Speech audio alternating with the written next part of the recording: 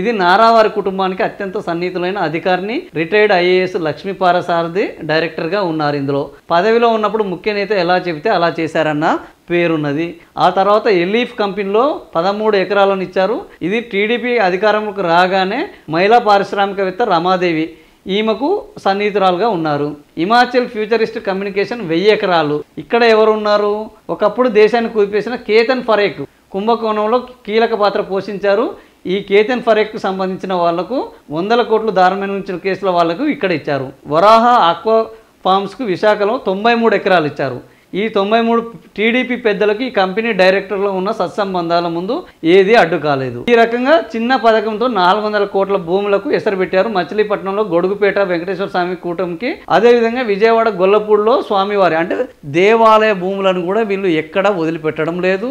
అదేవిధంగా టీడీపీకి సన్నిహితంగా ఉన్నవాళ్ళు, టీడీపీకి ఎవరైతే భజన పరులుగా ఉన్నవాళ్ళు, గతంలో కేసులలో ఏంది కేతన్ ఫారెక్ స్టాక్స్ కుంభకోణం అండ్లల్లో ఉన్న వాళ్ళని కూడా ఈరోజు తీసుకొచ్చి వాళ్ళకు భూములు కట్టబెడుతున్నారు. ఎక్కడికక్కడ భూములను వీటికి అదనంగా ఎకరాకు 3 లక్షల నుంచి 5 లక్షల వరకు క్యాపిటల్ సబ్సిడీతో పాటు 100% నాలా మినహాయింపు. వీళ్లకు మేము పెట్టుబడులను తీసుకొస్తున్నాము, పరిశ్రమలను తీసుకొస్తున్నాము అన్న పేరుతోటి నారా చంద్రబాబు నాయుడు యొక్క ప్రభుత్వము ఈరోజు పెట్టుబడిదారులకు భూములను అప్పనంగా ఒప్పజెప్పే కార్యక్రమం చేపట్టింది. రూపాయికి ఎకరం భూమి ఇవ్వడము, చారానకు ఎకరం భూమి ఇవ్వడము, వాళ్లకు నాలా కన్వర్షన్ నుంచి 100% మినహాయింపు ఇవ్వడము, క్యాపిటల్ సబ్సిడీ వాళ్ళే భూములు పెట్టుకొని వాళ్ళకే సబ్సిడీలు ఇవ్వడం, ఇలాంటి అన్ని భూ పందేరాలు ఈరోజు ఆంధ్రప్రదేశ్లో విచ్చలవిడిగా జరుగుతున్నాయి అనేది ఉర్సా పేరుతోటి పెద్ద వివాదం జరిగింది.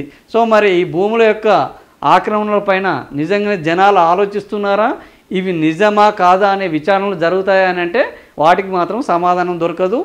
మళ్ళా వీళ్ళు పార్టీ మారితే, ప్రభుత్వం మారితే మళ్ళీ ఇవి కేసులు అవుతాయి. అప్పటి వరకు యథావిధిగానే కొనసాగుతాయి.